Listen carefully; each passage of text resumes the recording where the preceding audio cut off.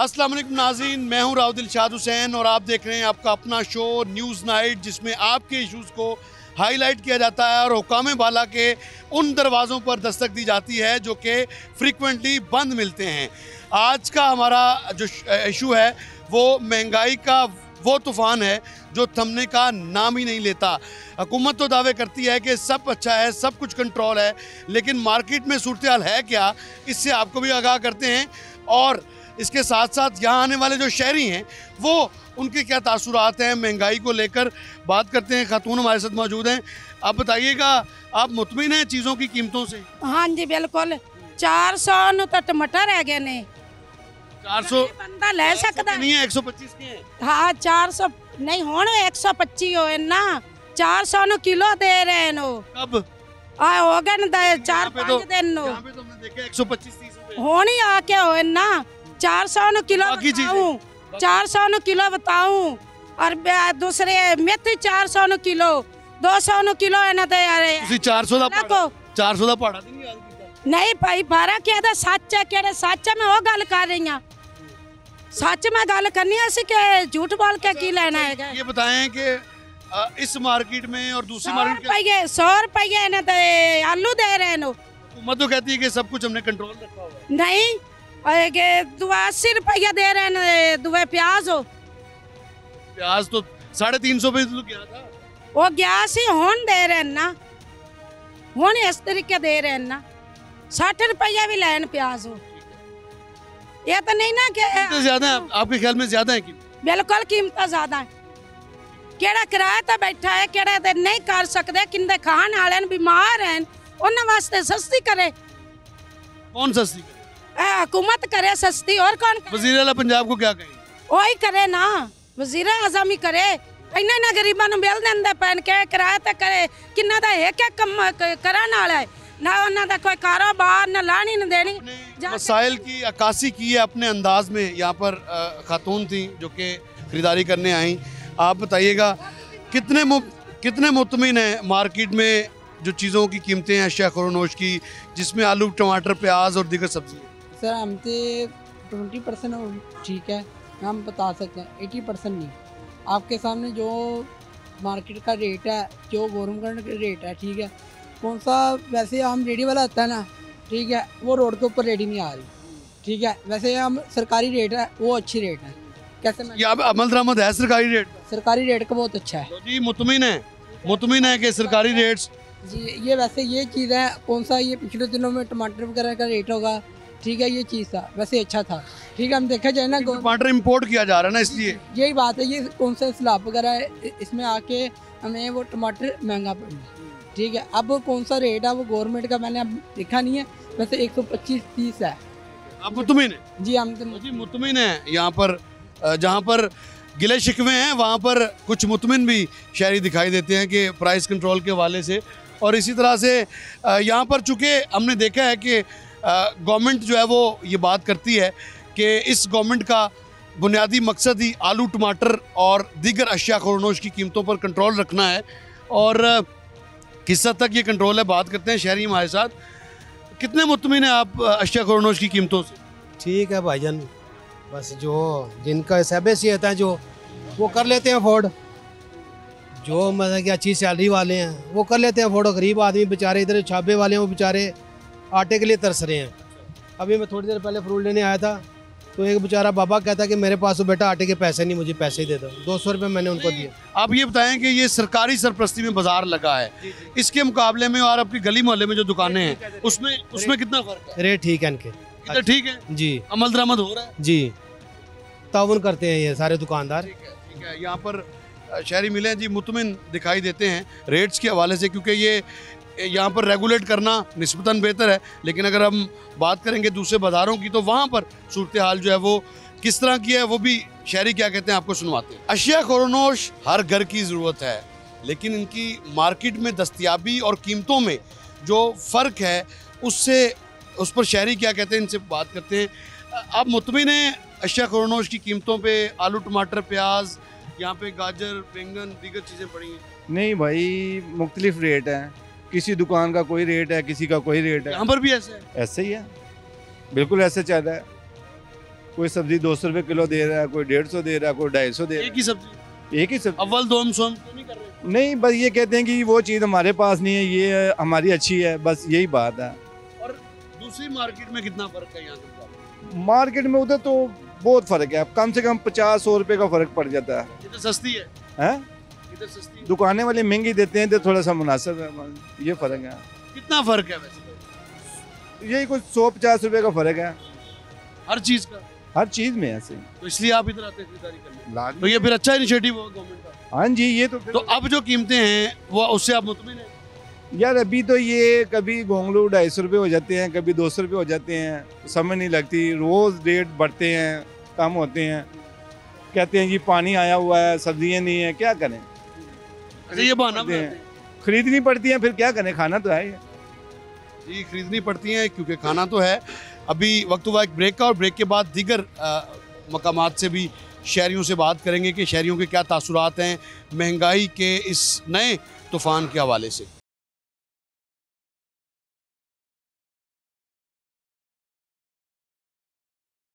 Welcome back नाज़रीन। आपने शहरियों के तासुरात सुने महंगाई के हवाले से, और ख़ास तौर पर फ्लड्स के बाद जो एक महंगाई का फ्लड भी आया, जिसको हम महंगाई का तूफ़ान अर्फ़ आम में बोलते हैं, और उस पर शहरियों ने खुलकर अपने तहफ़्फ़ुज़ात का इजहार किया है। वज़ीर आला पंजाब से मुख्तलिफ़ जो अशिया ख़ुरनोश के हवाले से जो रिजर्वेशंस हैं लोगों की, उस पर वज़ीर आला पंजाब से अपील भी की गई है कि हर सूरत में इसको कंट्रोल किया जाए। जिस तरह से आटे की कीमतों के हवाले से हालिया जो एक बहरान सर उठाने लगा था, तो फौरी तौर पर उस पर कार्रवाई अमल में लाई गई और अब आटे की कीमतें स्टेबल हैं। इसी पर हम बात करेंगे। मुआवने ख़ुसूसी सलमा बाटम हमारे साथ मौजूद हैं, जो प्राइस कंट्रोल को देख भी रही हैं। कितना फ़र्क है आफ्टर पोस्ट फ्लड और बिफोर फ्लड अशिया खुरनोश की कीमतों में, चूँकि ये शिकायत बहुत ज़्यादा मार्केट में जो है वो सर्कुलेट कर रही है। बहुत शुक्रिया मैडम, आपने वक्त दिया। महंगाई का जिन आखिर बोतल में बंद क्यों नहीं हो रहा? हालांकि हर जगह पे वज़ीर आला पंजाब की फ़ोटो है, फिर भी खौफ नहीं किसी को। बिस्मिल्लाहिर्रहमानिर्रहीम, बहुत शुक्रिया। बिल्कुल मैं ये तो नहीं कहूँगी कि महंगाई का जिन काबू नहीं हो रहा। हमारे यहाँ हमें जो देखने को मिला ट्रेंड, अगर आप बात करें गुज़श्ता 1 साल की, तो जिसमें सब्जियां हैं, फल हैं, या मुख्तलिफ़ खाने पीने की जो अशियाँ हैं, एसेंशियल कमोडिटीज़ जो हैं, आप सब ने देखा कि वज़ीर आला पंजाब मोहतरमा मरीम नवाज़ शरीफ ने जब बतौर वज़ीर आला मनसब संभाला, तो जो पहली चीज़ जो सरफ़हरिस्त जो चीज़ें उन्होंने की, उनमें था कि महंगाई को काबू करना। तब था महंगाई का जिन जो बेकाबू था, जब 2024 में वज़ीर आला मरीम नवाज़ शरीफ ने मनसब संभाला। उसके बाद तो हर दिन इस जिन को काबू किया, और इसको आपको पता है कि किस तरह बोतल में बंद करके रखा भी, और जिस तरह पहली मरतबा तारीख में 15 साल के सस्ता तरीन रमज़ान में देखा। मैं फ्लड्स की तरफ भी आना चाह रही हूँ, ऐसी बात नहीं है। हम बिल्कुल इसके ऊपर आप कह सकते हैं कि वी आर ऑन टोज, और वज़ीर आला की आज भी इतनी ही वो इसके ऊपर नज़र भी है और इतनी ही तवज्जो भी है, जिसका आपने हालिया फ्लड्स के दौरान आपने देखा कि जिस तरह से आटे की कीमत में, गंदम की कीमत में, जिसका असर फिर आटे पे आता है, गंदम की कीमत में मसनूई महंगाई की गई, होर्डिंग की गई, और उसके ऊपर फिर बिल्कुल वज़ीर आला का दो टोक इस पर मौक़िफ़ था कि ना आटा महंगा होगा ना रोटी महंगी होगी। उसके ऊपर हमने क्रैकडाउन। लेकिन महंगाई तो उन्होंने की, लेकिन हमने सलाखों के पीछे किसी को नहीं देखा। उसकी जरूरत नहीं पड़ी। अगर बगैर हमारा मकसद जो मैडम जो माल कमा गए, क्या उनको बिहाइंड दी बात नहीं होना चाहिए था? नहीं, ऐसी बात नहीं थी। देखिए, उसमें 2 चीज़ें होती हैं। ये होता है कि एक कोई जैसे हमने इस दफ़ा गंदम खरीदी नहीं थी और प्राइवेट सेक्टर ने गंदम ली, ठीक है, हमने हुकूमत ने उसकी कीमत भी, लेकिन आपके पास 23 लाख मेट्रिक टन मौजूद थी। हमारे पास नहीं, हमारे पास जो होता क्या है कि हुकूमत कहती है कि आप जो गंदम लेते हैं उसको आप डिक्लेयर करें। आप जैसे फ्लोर मिलर्स हैं, वो हमारे साथ डिक्लेयर 3 दिन का वक्त दिया गया। नहीं, ऑलरेडी डिक्लेयर करते हैं थ्रू पूरा साल डिक्लेयर। अभी फिर से एक दफा फिर पूरा साल नहीं, ऐसा नहीं होता। जितना भी प्राइवेट सेक्टर गंदम रखता है वो डिक्लेयर करता है, उसकी आड़ में अनडिक्लेयर भी रख लेते हैं। तो बेसिकली जब हमें क्या हुआ कि जब एकदम हुआ कि अगस्त के महीने में, अगर आप ट्रेडिशनली देखें तो व्हीट शॉर्टेज नहीं होती, ना कीमतें ऊपर जाती, लेकिन ये एक अनयूजुअल चीज़ हुई कि सैलाब आया, उसकी आड़ में अनयूजुअली इसको मुनाफाखोरी की तरफ ले गया गया। होर्डिंग क्या होती है? जब आप डिमांड मौजूद है मार्केट के अंदर और आप सप्लाई बंद कर दें, और आप कोई चीज़ जो एसेंशियल कमोडिटी अपने हाथों में ले लें, व्हीट तो वैसे स्टेपल फूड है, तो आप जब उसकी सप्लाई बंद कर देंगे तो वो होर्डिंग के ज़ुमरे में आएगी जब डिमांड मौजूद है। अच्छा, उससे मसनूई महंगाई हुई, किल्लत पैदा करने की कोशिश की गई। और हमें मालूम था कि कौन से प्राइवेट सेक्टर में ऐसे एक्टर्स हैं जिनके पास गंदम होती है। हमने उनकी नॉकिंग की, डोर नॉकिंग की, और हमने उनको वक्त भी दिया। हमने उनसे कहा कि आप आ जाएं, ले आए बाजार के अंदर, मार्केट के अंदर गंदम, तो हम इसको सुलह सफाई से, हमारा मकसद क्या है, आटा महंगा ना हो, रोटी महंगी ना हो, कम आमदन वाले तबके को और कारोबारी लोगों को पूरा मौका दिया जाए कि वो कारोबार की लाइन। मेरा एक सादा सा सवाल ये है कि ये जब इसमें आई प्रॉब्लम आई, इसमें लोगों ने माल बनाया, हमने देखा कि रेड्स भी की गई, जब्त भी की गई। क्या माल बनाने वालों से माल वापस लेने के लिए गवर्नमेंट ने कोई काम किया या सलाखों के पीछे इनको? नहीं, देखें ये फर्क होता है। देखें आज हमें आटा 20 किलो का थैला वापस 1810 रुपए का मिल रहा है, 10 किलो का थैला 905 रुपए का। तो आपने इंटरवीन किया, तो उसके बाद मेरा सवाल ये है कि इंटरवीन करने की नौबत क्यों आई? ऑटो पे सिस्टम क्यों नहीं? कह रही हूँ, मैं आपसे ये बात कह रही हूँ कि जब हमने प्रोक्योरमेंट नहीं की थी, आप फर्क नहीं जाहिर समझ रहे। पहले गवर्नमेंट प्रोक्योर करती थी, पहले गवर्नमेंट कीमत देती थी, पहले गवर्नमेंट स्टॉक रिलीज करती थी, उसके बाद फिर इस दफा गवर्नमेंट ने स्टॉक रिलीज नहीं किए, इस दफा गवर्नमेंट ने प्रोक्योरमेंट नहीं की। ये फर्क है दो चीजों में। ये प्राइवेट सेक्टर का बिजनेस कम्युनिटी है, वो उसको ये मौका देना, उसको प्लेटफॉर्म देना, उसको तहफ़्फ़ुज़ देना भी गवर्नमेंट का काम है। लेकिन हम इसमें क्या करते हैं, हम ना तो अपने काश्तकार का इस्तेसाल वारा खाता है हमें, ना हमारा एंड कंज्यूमर जो है उसकी रोटी महंगी वारा खाती है। लिहाजा ये पहला साल है, ये पहला दूसरा तीसरा साल है, 2 3 4 साल पॉलिसी ये रहेगी। ये ट्रांजिशन नहीं, ये ट्रांजिशन टाइम है। इसके अंदर बहुत से हिट एंड ट्रायल होंगे, इसके अंदर बहुत सारी चीज़ों को देखा जाएगा, जांचा परखा जाएगा। हम बहुत ज़्यादा इस एक दफ़ा ये जो इतनी बड़ी शिफ्ट है 1956 के बाद पहली दफ़ा ऐसा हुआ है कि गंदम नहीं गवर्नमेंट ने खरीदी। 70 सालों के बाद आप जब एक निज़ाम के अंदर ट्रांजिशन के अंदर है, तो उसके अंदर 2 3 4 साल आप किसी भी दुनिया के मुल्क में उठा के देख लें, ट्रांजिशन जो है गवर्नमेंट की से जो प्राइवेट को हुई वीट की, वो 5 6 7 साल लेती है। मैडम, आपको लगता है कि जो होर्डिंग एक्ट आया, उस एक्ट पर अमल दरामद हुआ इस सारे इरा में? जी बिल्कुल हुआ। लेकिन हमने तो नहीं किसी को पेशियां भुगतते हुए देखा। देखिए उसमें क्या होता है, नहीं डिक्लेयर्ड स्टॉक वालों ने भी नहीं जिनसे पकड़ा गया, नहीं एक मिनट जिनसे पकड़ा, नहीं ऐसी बात नहीं। होता क्या है, मिसाल के तौर पे मेरे पास मैंने डिक्लेयर किया हुआ अपना स्टॉक, वो होर्डिंग में नहीं होगी ना, डिक्लेयर कर दिया मैंने, लेकिन मैंने उसकी सप्लाई रोक दी, तो दैट इज होर्डिंग अगेन। ठीक है, अब जिनके पास माल था भी, डिक्लेयर्ड भी था, उन्होंने सप्लाई रोक दी गवर्नमेंट मार्केट के अंदर। ठीक है, हमने उनसे कहा कि आप सप्लाई ना रोकें, आप डिक्लेयर्ड है ना, आप इसको सप्लाई करें।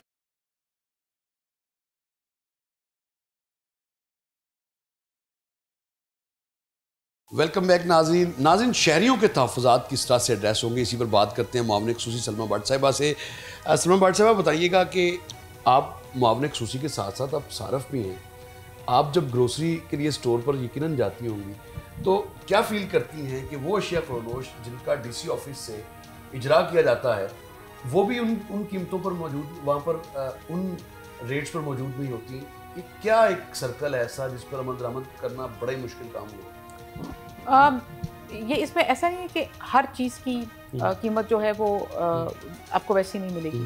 कुछ अशिया हमें मिलती हैं, बिल्कुल आइडेंटिफाई होती हैं, जिनके ऊपर वायलेशन होती है।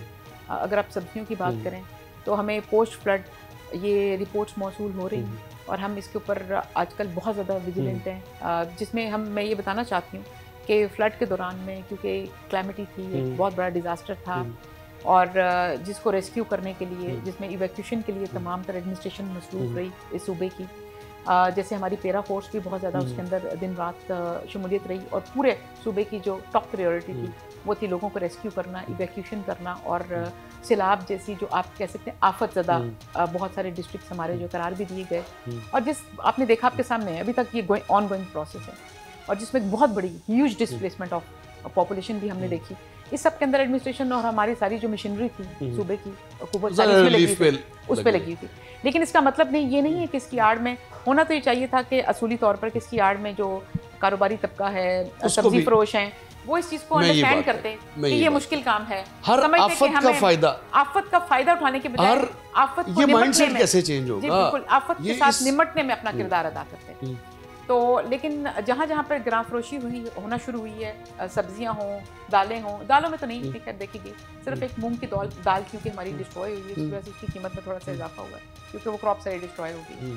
लेकिन जो सब्जियाँ हैं उनमें काफ़ी फ़र्क पड़ा है। कसूर में, नारोवाल से, हाफजाबाद से, वजीराबाद से, ये सब गिरदनवाज से सब्जियां आती थी जो सेंट्रल पंजाब को केटर करती थी, जिसमें बैंगन है, करेला बहुत बुरी तरह मुतासिर, 100% डैमेज हुआ, नारोवाल से आता था।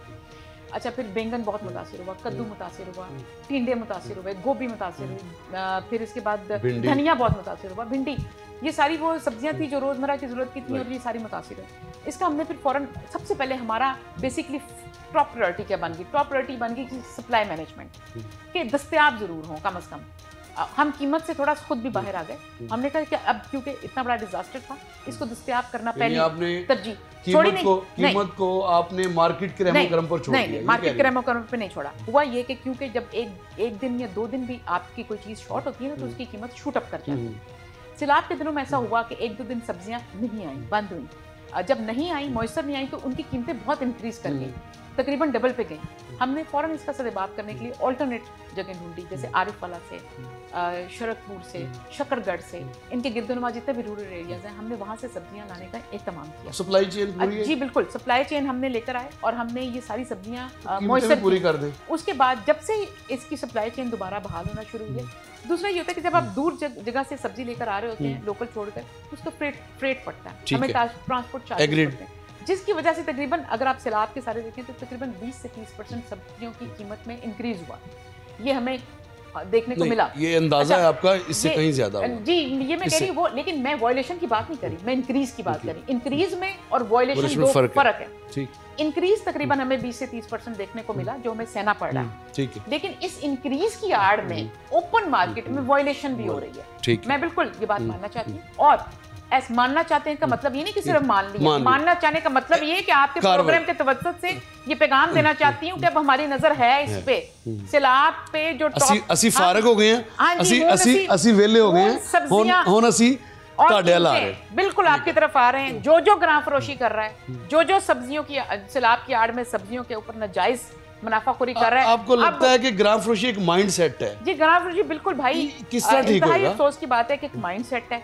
जब कहीं देखा जाता है कि कोई ऐसा मौका, आप देख लें, रमजान आ जाए, कोई त्यौहार आ जाए, ईद मिलादुन नबी जैसे पीछे आ गया, और भी बहुत से मुहर्रमुल हराम आ जाए, कुछ भी आ जाए, जहाँ पता है ना कि अब एक बल्क में जरूरत पड़नी, कंजम्पशन बढ़नी है, साथ ही कीमतें बढ़ने की ना वो देने शुरू कर देते हैं, अलर्ट आने शुरू हो जाते हैं कि बस उन थोड़ी खैर नहीं। वो फिर हमारी भी दौड़ लगती है, हम कहते हैं साड़ी खैर नहीं, थोड़ी भी खैर नहीं।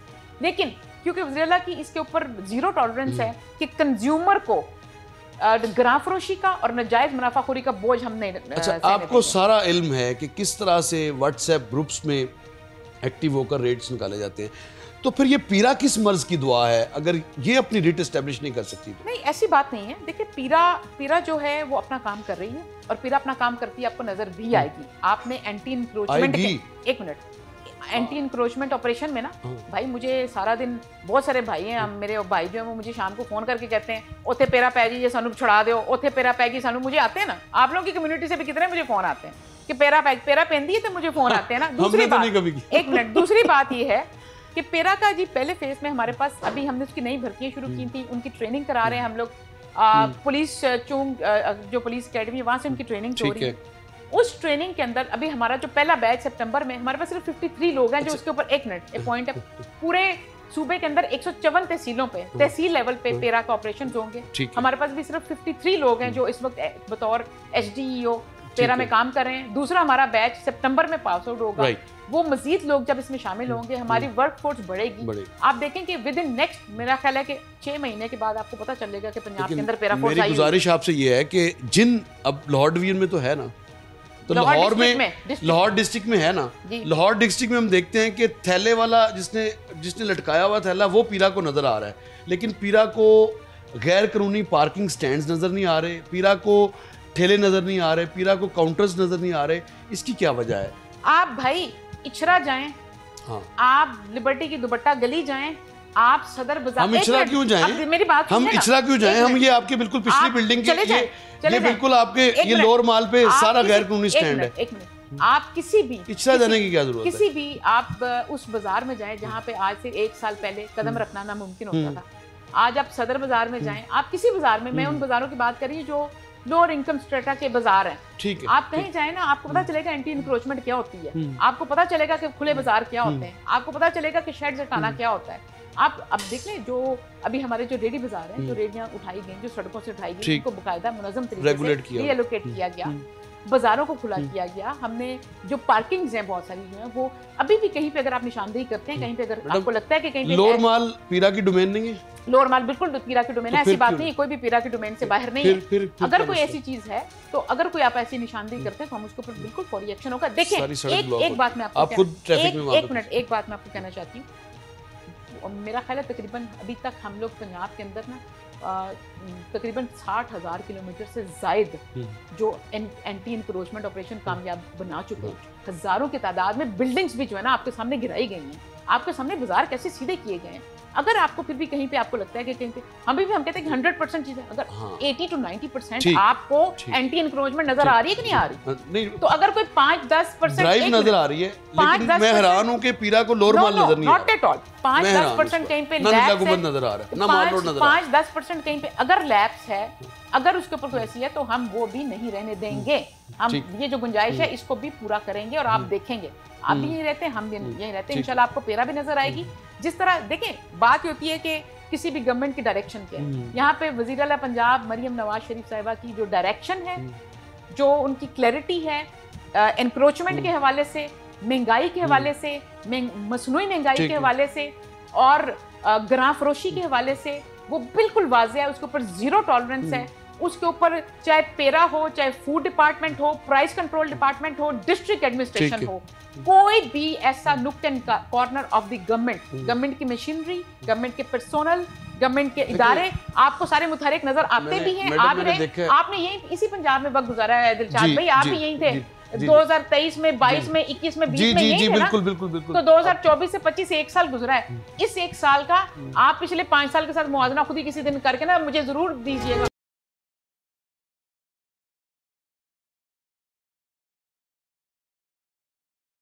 किसी वज़ीर आला ने ना आलू टमाटर प्याज को अपना मसला नहीं बनाया, रोटी को अपना मसला नहीं बनाया। हमने ये देखा माजी में। इस वज़ीर आला पंजाब मरियम नवाज शरीफ साहिबा ने आलू टमाटर प्याज की कीमतों को अपना बुनियादी जो उसको अपनी तरजीहात में रखा है कि इसकी कीमतें कंट्रोल करनी है।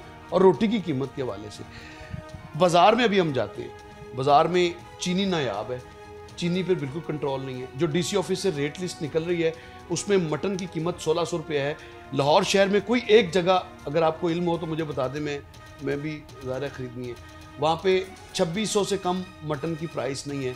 कौन रेगुलेट कर रहा है इसको? उसके अलावा दूध और दही की कीमतें DC ऑफिस की लिस्ट निकाल लें, अभी आप देख लें, और ज़्यादा दूर जाने की ज़रूरत नहीं है। ये जैन मंदिर के करीब ही किसी दूध की दुकान से आप देख लें कि उसकी कीमतों पर अमल दरामद हो रहा है या नहीं हो रहा, आपको अंदाज़ा हो जाएगा। इसी तरह से दालें एक ऑब्वियसली एक इम्पोर्टेड आइटम है, उस पर तो शायद कंट्रोल भी ज़्यादा ना हो। लेकिन मैं आपका सवाल समझ गई हूँ जी, मैं आपका सवाल समझ ये गई। किसने करनी? ओके, मैं समझ गई। अच्छा देखें, जैसे मैं आपने कुछ चीज़ों की निशानदेही की, मैं उनसे इत्तेफाक भी करती हूँ।